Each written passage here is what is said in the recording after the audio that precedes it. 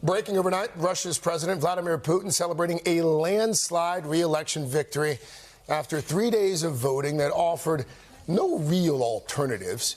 While there were some protests, he used his victory speech to declare Russia is united behind him.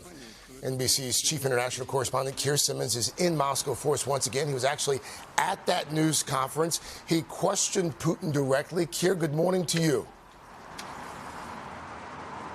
Craig, good morning to you. Late last night, President Putin responding to a question from NBC News, describing the death of his opponent, Alexei Navalny, as, quote, an unfortunate incident, speaking after Russian officials say he won the election with 87% of the vote, a result criticized by Western leaders as undemocratic.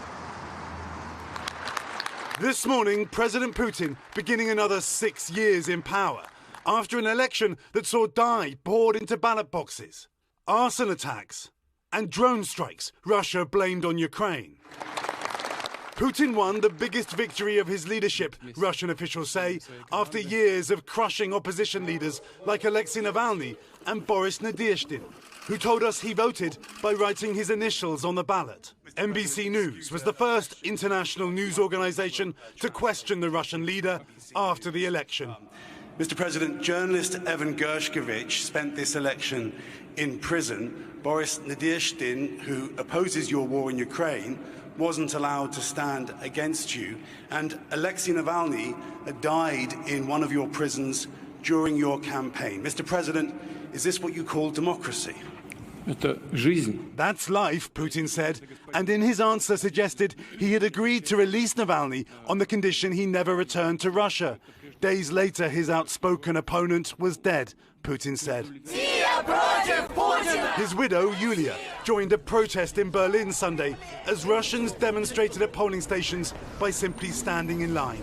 There could be no any negotiations and nothing with Mr. Putin because he is a killer, he is a gangster.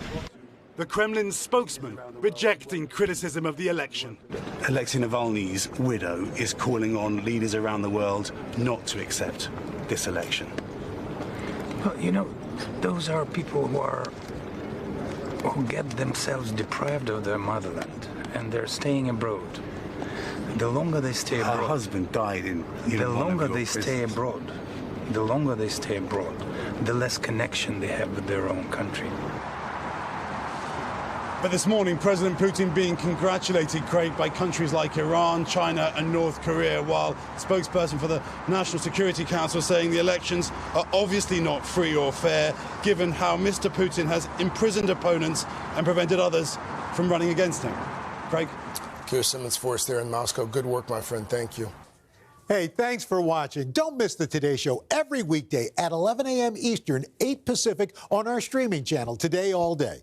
To watch, head to today.com/allday or click the link right here.